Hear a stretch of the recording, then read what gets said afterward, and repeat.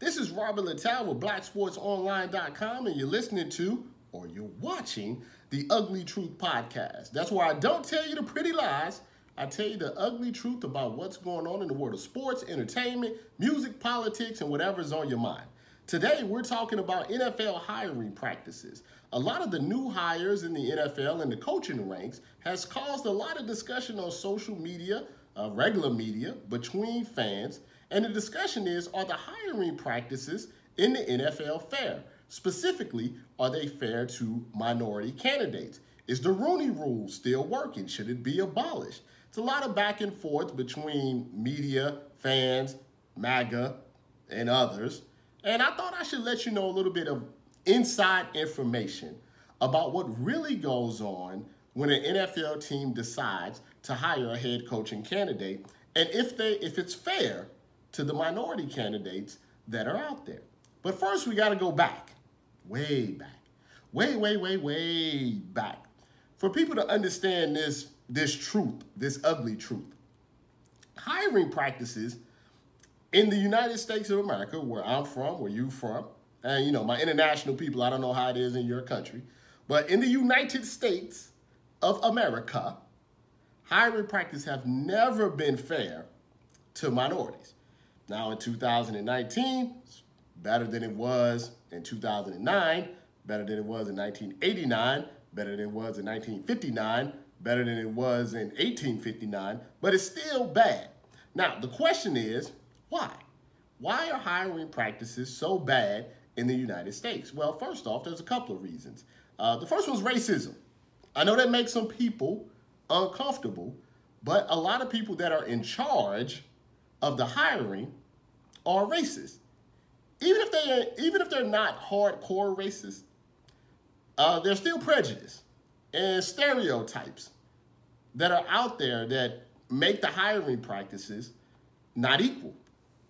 Specifically, for a very long time in the NFL, black head coaches were thought to be not intelligent enough to be head coaches in the NFL. Not intelligent enough to be offensive or defensive coordinators. Not intelligent enough to even be quarterbacks in the NFL. Now, these are stereotypes that have been, over the course of centuries, built up in our society. And that goes not just with the NFL, that goes if you're trying to get a job at IBM. If the person that's hiring you has prejudice, has stereotypes, is a hardcore racist, then it's not going to be equal if you guys have equal qualifications. Now, the second reason, that's a pretty blunt reason, but the second reason that hiring practices are not equal in this country is the majority of the people that are doing the hiring are white. So right off the bat, it's not going to be equal, and I tell you why. Even if you're not racist, even if you're not prejudiced, even if you're not someone that has a lot of stereotypes in your brain, if it comes down to two candidates and they're equal in every single way, human nature says that you will pick the person that reminds you most of yourself. Now, that goes for pretty much all races and genders and things of that nature. Now, when you put that equation into the fact that the majority of the people that are doing the hiring are white, then you can see how there can't truly be equality. And the real problem is not when the candidates are equal, it's when the candidates are not equal and that white person still gets the job. Not because of merit, but because the person just feels more comfortable with someone that looks like them, someone that their experiences are the same. That's just human nature. So that's why you need diversity within HR, within the people that are hiring. I always suggest, in my mind, that instead of one person being in charge of the hiring, that maybe it's a small group of three a woman, a minority, a white person, whatever, and it has to be a consensus on a candidate. That way it kind of helps if all three of you can come together from three different perspectives. I know that's not always possible, but I think that's something that should be out there. So, how does all this equate to the NFL?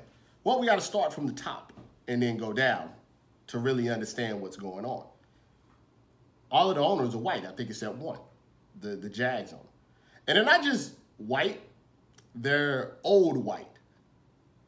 So when I say that, I'm not calling them all racist.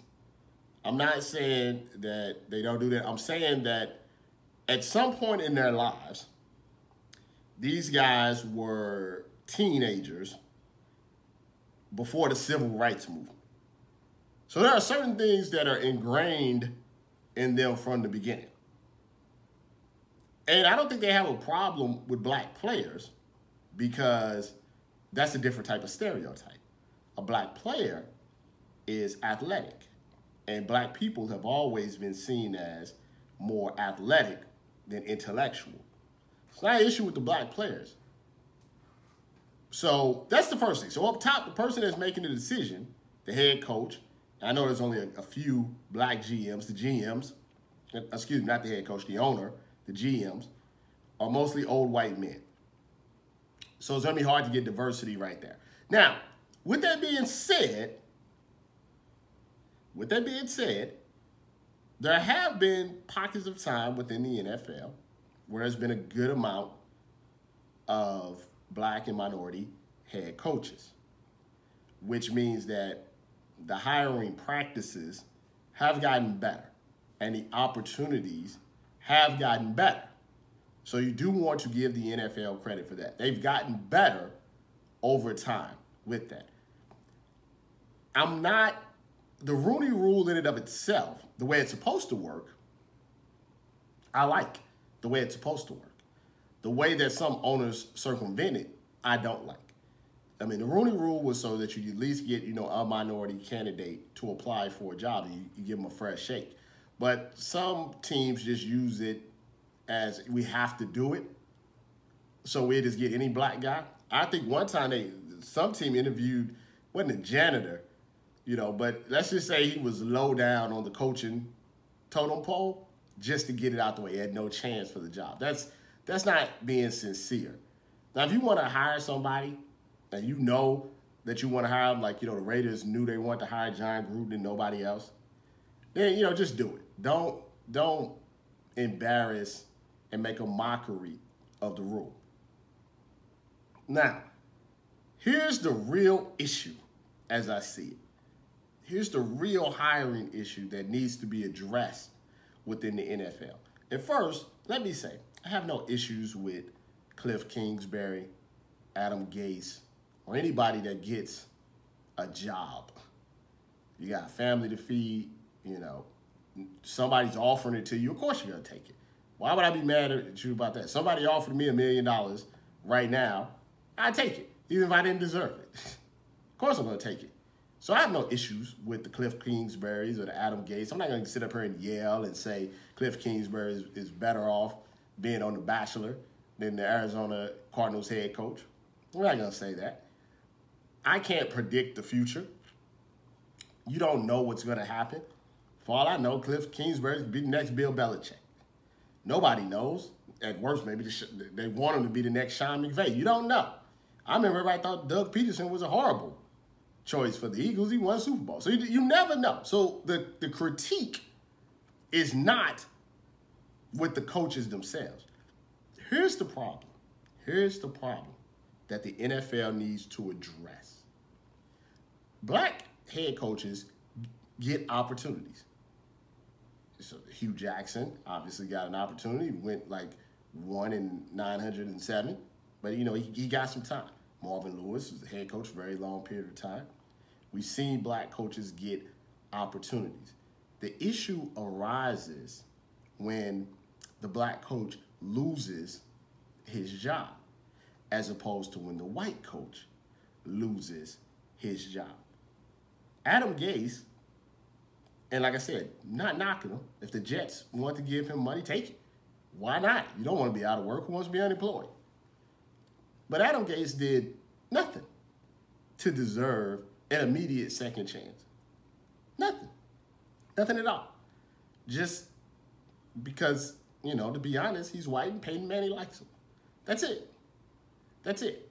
There's no, yes, Todd Bowles is a defensive guy, Adam Gase is an offensive guy, but fundamentally speaking, they both were pretty average at best at their jobs. Would Todd Bowles ever get another opportunity? Thankfully, he can get an opportunity as a coordinator, but is he ever going to get another opportunity as a head coach? Unlikely. Steve Wilkes, 1 year.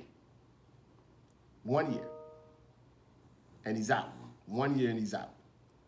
And then they hired Cliff Kingsbury, who didn't even have a winning record at Texas Tech, who claimed the fame is Patrick Mahomes, but had Patrick Mahomes for 3 years and only made it to one bowl game. Was at USC for 27 seconds. You give one guy 1 year, and then you hire a totally, not an unknown guy, but a guy that just hasn't been successful. Like, the optics of that is pretty bad. Will Steve Wilkes get another shot? Not immediately, if ever. Vance Joseph, will he get another shot? Don't know. Because when you're black and you get these opportunities, it's almost as if they're saying, look, here's your opportunity, but you only get one. I always talk about being black and your margin of error is so smaller when you're a black person in this society. You can't fail up as a black person in this society. And if you make a mistake, it can basically haunt you, forever. Think about Donald Trump. All the things that Donald Trump has done as a white man, and still was able to become the president, still is the president right now. Now, I want you to think about President Obama. And I don't want you to think about President Obama if you thought he was a good president or a bad president or how he led the country. I just want you to think that if President Obama, first off, had any type of history the way Donald Trump had his history, would he even have been close to winning the presidency? And let's say that he did somehow amazingly win the presidency with that type of track record. Do you think the things that Donald Trump has done, the things that have come out about Donald Trump, if they came out about President Obama, that they wouldn't have impeached him by now? It's a margin of error. And this is not just with the NFL. This is life. This is life. If it's one thing I could tell, I wish I could get, it's like, I shouldn't have to explain it or get them to understand.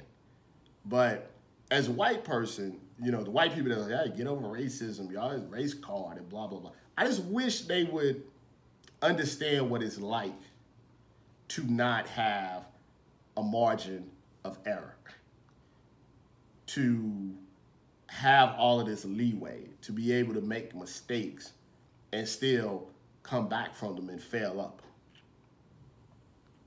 A lot of times with black people, there's no coming back. There's no, if you rape somebody, you get 3 months and your record expunged. It doesn't work like that for black people. And so for these coaches in the NFL, if they're black, yeah, they can get another job, coordinator job, but they have to go all the way back down to the bottom of the pile, where the white coaches can get fired for mediocrity and get a job immediately. That's what we call white privilege. And once again, it's not a problem with the coaches, but that's the owners. The owners, I always say this about media too. If you notice, media loves certain guys. Well, a lot of white media are male groupies, and they wish they were athletes. So they see Ben Roethlisberger, and they kiss up to him like Peter King. He's a lapdog to him because he's in awe of him. He's the guy that he wants to go drinking with. That's the same thing with the NFL owners. They see someone like Cliff Kingsbury, and it's like he looks like he should be a head coach. That's it. He looks like he should be a head coach. He's an offensive genius. You know, a lot of offensive geniuses doesn't mean you can be a head coach. There's much more that goes into it than that. So, do I feel like the NFL is intentionally doing this? You know, they're shady, but I don't know if it's intentional. I just think that it's old white guys that will give certain opportunities, but it's kind of a one-shot deal, maybe a two-shot deal. But you're not going to be like, can you imagine if a black coach did what Josh McDaniels did? Accepted a job, had people, hired people, and then just bailed out. Josh McDaniels is still a hot head coaching candidate and still will be a head coach whenever he decides that he wants to be a head coach. That doesn't happen with black coaches. So this is a societal issue. It's a societal problem. And I always like to end it with this, is that, and I tell people this, and I mean this with all sincerity, and I don't try to tell it to people that are racist because they're racist, doesn't matter what they say. But if you're really someone with an open mind, I think you should know this. Black people don't want anything extra. Don't want anything given to us or handed to us. What we want is just to be treated the same. Same opportunities, same merit, just everything. If a cop pulled you over, if I was going 55 in a 40, and you were going 50, you're a white guy, you was going 55 in a 40, I would hope if the same police officer pulls us over in the same day, I would want and hope that police officer would treat us exactly the same. Exactly the same. We'll feel exactly the same if he saw me, if he saw you. And you can't comfortably say that's the truth. Even if and this is just being real, as a college graduate, a business owner, someone that pays his taxes, no crime, unless you count those tickets I had back in the day, no violent crimes, no felonies, don't smoke, don't do drugs, don't barely drink.